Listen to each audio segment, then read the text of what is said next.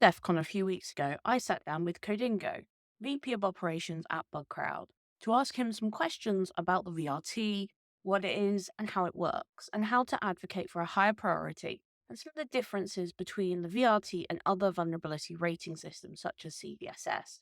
If you're thinking about hacking more on Bugcrowd, or you're just interested in how a bug bounty platform like Bugcrowd works, this would be a useful introduction to one of its key differences to other hacking platforms. So let's jump into the interview and listen to the VRT explained. Thank you. A great hacker needs a great platform, and Bugcrowd is the home of the hacker.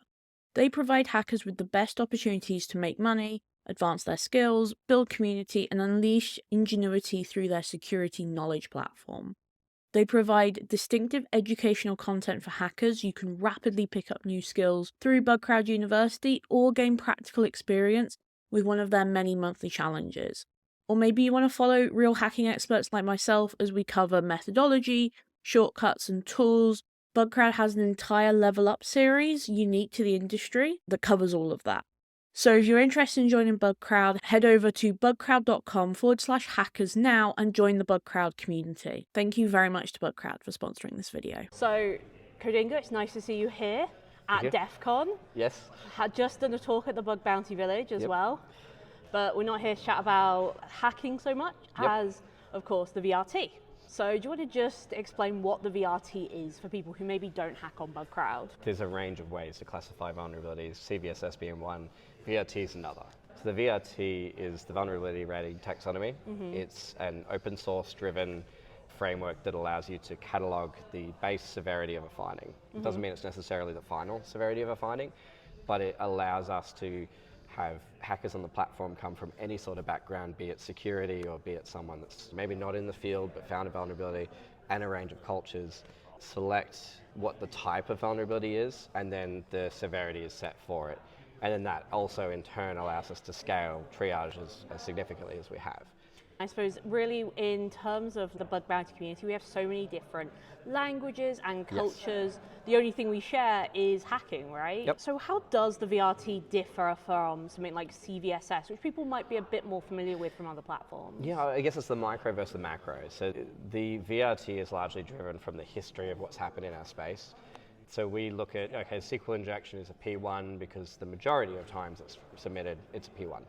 And then we also take that feedback from the community as well. So if someone was to say, hey, look, SQL injection is, maybe not SQL injection as an example, but for other vulnerability types, let's say XSS, if someone was to open an issue and say XSS is not as impactful as it once was, or it's now more impactful than it ever was, and can make a case for that, we'll take that back internally to a council of staff, and we'll often take it to a council of hackers, and then reframe and update the base level severities on the VRT. You said that people can contribute to the VRT. How can they contribute to it?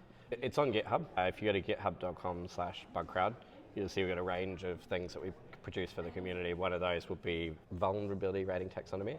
Creating an issue or a discussion piece there, it feeds back into all our internal systems so we can make sure that we're also jumping on that and engaging with it, and we'll work with you from there for further discussion. In some cases, if it's a significant contribution, we'll take it to our Twitter account as well and invite others to come and contribute to that.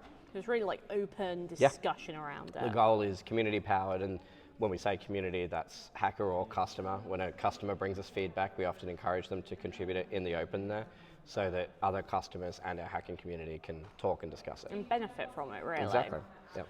I think one of the most difficult things for people who are maybe getting onto Bugcrowd and starting to use the VRT is the fact that P1 to P5 is a bit confusing. How does that map to something like CVSS, which people might be a bit more familiar with? Yeah, so there's CVSS mapping behind the VRT. So when you select something, it is directly mapping common CVSS cat rating, and triage will update that where it's necessary in order to allow us to take that part of the process on. But essentially a P1's a critical, it's something that is going to create a great business disruption. A high is something that might create a business disruption in an isolated area. And then you've got your mediums and your lows, and P5 being informational. And P5 is not typically awarded, but a very common category in our pen test engagement. Where you're going for just coverage over specific findings. Exactly, yeah. I'm going to talk about something that's maybe a bit controversial about the VRT. Automotive categories. Why does the VRT have things like automotive, and now looking at LLMs and AI issues as well? Yeah, so The bounty space is huge. We do automotive hacking. We've done live events for it. We've done programs for it. We run LLM programs, and we're looking at expanding that category now in partnership with people like Chloe Masagi to make sure that it's as relevant as it can be. But in essence, the goal of the VRT is any type of engagement we run, we'll expand it out to make sure there's equal opportunity for severity for anyone who's going to come and contribute to that space. LLM hacking, the first time we ran one of those programs, we went back, looked at what was brought in, talked to the hackers that engaged, and built out that category in partnership with them to make sure that we were able to recatalog a lot of those bugs. Yeah. There's still a long way to go for that because it's a new category, but it evolves over time, and it's a continually growing part of our products. I think that's the thing with the VRT. It's not static, it's not something where it's what you've got a P1 issue or a P3 issue, it's always going to be a P3. Yep. It has to constantly evolve as the programs on Bugcrowd evolve, but also what hackers find and how they manage to exploit things. Yes. One of the very absolutely. recent changes, of course, has been the change in how IDORs are represented. Yep. And I know that's been like quite a lot of back and forth with the community to get there. Yeah, and it's the stuff in the open and the stuff behind the scenes too. The team responsible for the VRT is also talking to hackers that do a lot of hacking in that category. So we'll often run a report on ourselves and go, who is this going to impact the most, and can we make sure that they're in alignment with what we're doing? Yeah, make sure they've got a seat at the table. Exactly, and the last thing we want to do is someone's found a niche and then we disrupt it. So we try and make sure that any movement we're making is going to be done in partnership with those people as well.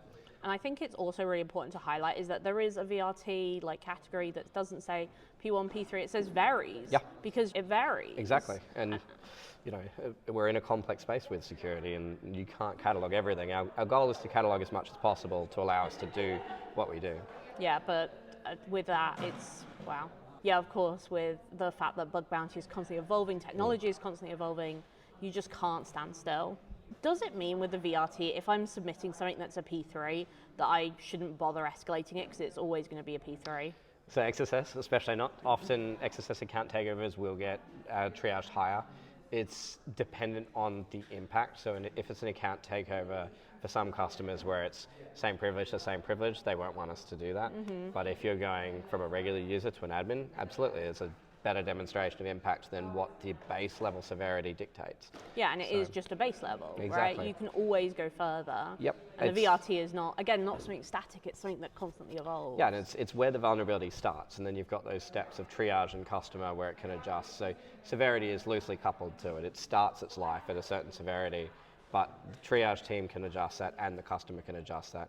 We do ask customers that are going down in severity to provide justification to the hacker so they can understand why it's against the norm, but it's not uncommon for it to move in both directions. What should you do if that does happen and you do disagree with the priority level of your bug that you found, and maybe the customers come back and said, yeah, we think it's this priority? Yeah, the best thing is explain the problem in a professional manner. Explain it in a way that we can help you to self-advocate. We can take your wording and we can take it to a customer. The least productive thing is there's an angry response or a frustrated response. The customer's seeing that as well, and there's people involved. And if you frustrate those people, it's harder for us to go and engage with them and to have an objective discussion around the bug. Yeah. And I know many customers are professional enough, they will anyway, but you always want to be cognizant of the fact that the best way that you can approach that situation is to write in a manner that we can go and use that and help you self-advocate by communicating that back to the customer. Yeah, ideally what you want to be able to do is take that response, copy and paste it. Ideally, yeah. It's so much more powerful than us inferring something. What happens on the Bugcrowd side if, say, a bug gets reduced a lot, or maybe there's QA issues? Yep. Do you want to talk a bit more about how Bugcrowd maybe trains both Bugcrowd staff, but also customers in handling the VRT?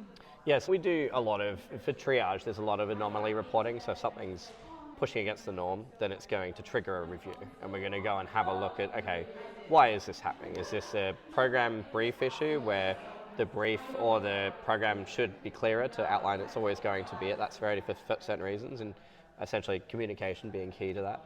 Or is this something where we do need to provide education to either our team or a customer's team, or potentially the hacker, of why something should change? And it really comes down to hackers make us alert of things, like if you email support and say, hey, I want to understand why this is happening, that'll go back to other teams to look at.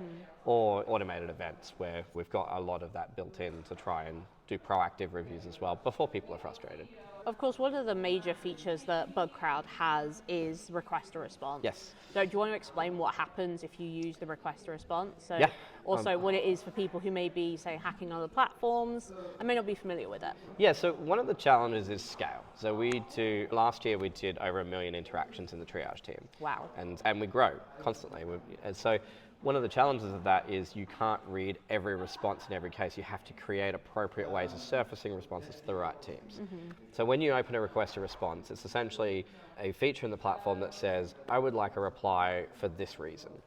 The reason will choose which part of the team it typically goes to, but it also goes to the most senior members of our team to ensure that if you feel there's a mistake, it's getting reviewed by someone that we know is definitely able to review and look at that. Because we always need to be able to train staff and bring up staff, and when you're running at that kind of scale, mistakes are somewhat inevitable. And so we have those features built in. And then additionally, we also put SLAs behind it that we try to adhere to. So we're always aiming within a 24-hour window to get a response back to the hacker, because we believe rapid communication is the best way to ease frustration. Yeah, there's a transparency to it as well. It's understanding, oh, my bug got deprioritized, but why? We've seen some major change in the VRT fairly recently. Of course, the introduction of more AI issues. You want to talk a bit about the process of how those got into the VRT and kind of how they developed internally? Yeah, so I guess as more and more AI programs are coming into our space, we found the other category wasn't setting appropriate deadlines for the different severities that we encounter. And so expanding the VRT to cover that allows us to ensure, one, that we're sending categories to the right team members, because the VRT also goes to the right specializations in our triage teams, but two, that we were appropriately escalating to the customer the order of impact. And so we took a look at the programs that we had, we created categories that cover the previous submissions, and then we put them into the GitHub repository for open discussion for a period, I believe around a quarter, and then took that back internally, took that to some hackers and got feedback, and then we ratified it from there. And there's lots of feedback loops and lots of it. And together. The next phase of that is look at partners that can help us to expand that, and people that are specialists in that field to help us to make sure that we're not only doing what's happened previously, but what's going to be upcoming. Yeah, it's not just the VRT as a Bugcrowd thing, it's almost a kind of a community-driven thing as well. Yeah, and also it helps guide hackers for, oh, this is something I should maybe learn about. Yeah. When I was hacking, I would often go and look at all the P1s and go, what are the things I know and what are the things I can expand my knowledge in? And I strongly believe with AI hacking being as new to the scene in the bug bounty space as it is, that having some guidance there in the categories is a useful thing. Yeah, you can look at it and figure out how you can grow. You consider it maybe a bit of a skill tray. Exactly. Thank you very much for sitting down and chatting with Anytime. me about the VRT. For folks watching, if you take a look at the description, I'm going to have all the links to the VRT website, but also the GitHub. And I'll even put in the issues page so you can actually see how these issues actually get the discussion and how you can actually contribute to the VRT yourselves. But thank you very much for joining me today. Thank you very much. Have a great DEF CON. Yes, cheers.